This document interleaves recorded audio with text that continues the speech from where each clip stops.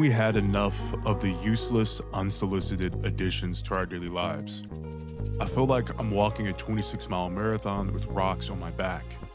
Each mile represents a year, and each rock represents a problem and an outcome that I may not be able to control. I know how many miles, but how many rocks again?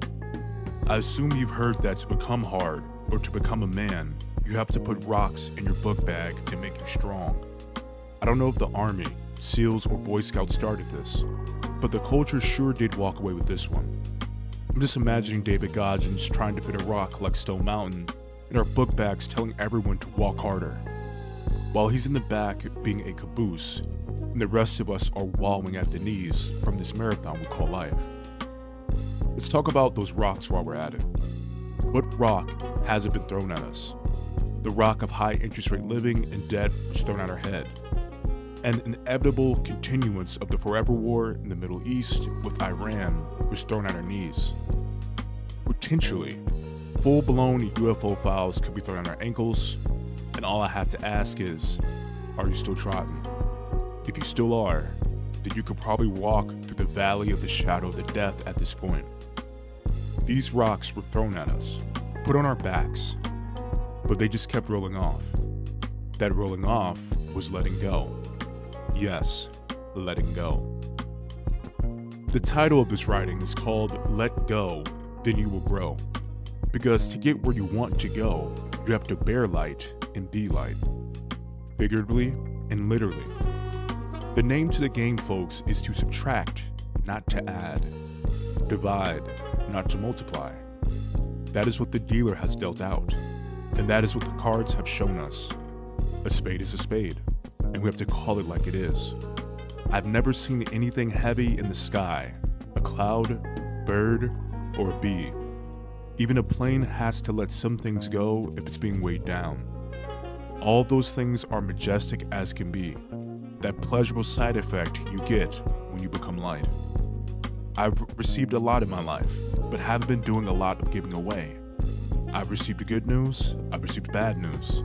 I've received the ugliest and most beautiful things you have ever heard or seen. But what you receive, eventually you will have to give it away.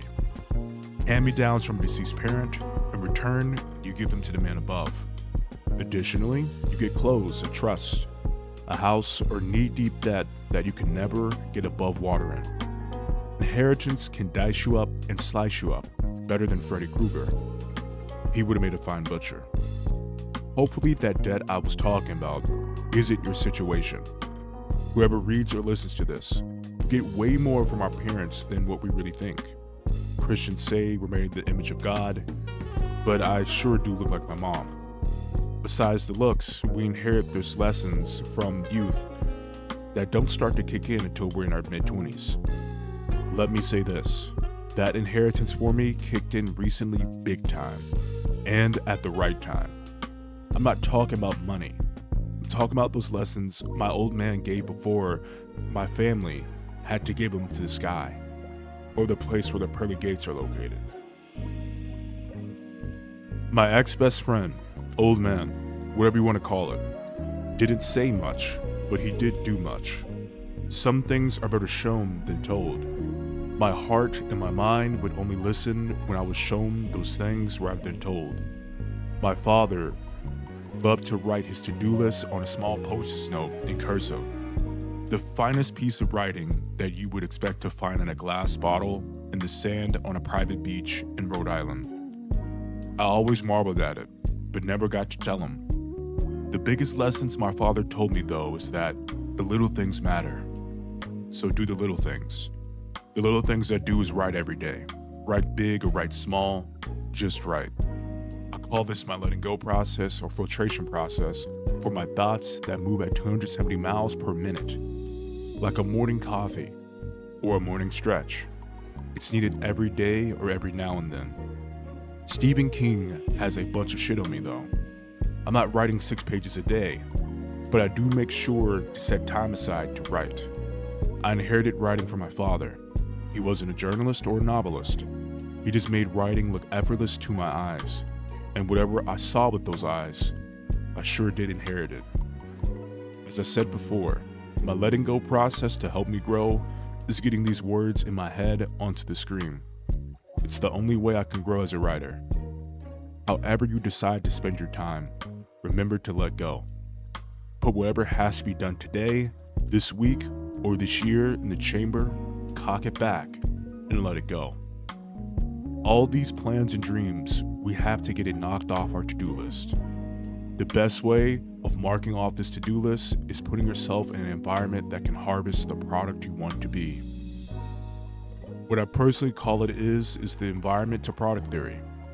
Imagine those bulbs in your mother's garden that she made you plant with her as a child. Tulips and daffodils. Those weren't possible without your dirty work, but those plants depend on the environment of the sun, water, and moon. Don't forget the quality of dirt. Also, the tender love and care of our mothers obsessed over dealing with gardens. With that environment, harvesting a product is so easy on the eye and always makes millions of mothers go crazy over their garden during the spring. You have to go crazy over your garden as well. That garden being your to-do list. The only way you can get that nice quality product I'm talking about is creating an environment where you showcase that tender love and care to your list, goals, and dreams. How a flower can't grow properly with weeds in a flower bed. We all have to let go of the weeds in our environment. Letting go of these weeds in our environment creates a product that we cannot deny. That is blooming into the most pristine versions of ourselves. That, ladies and gentlemen, is truly letting go, so you can grow. It's that Atlanta canopy that got me writing like this. Something about that city in the forest.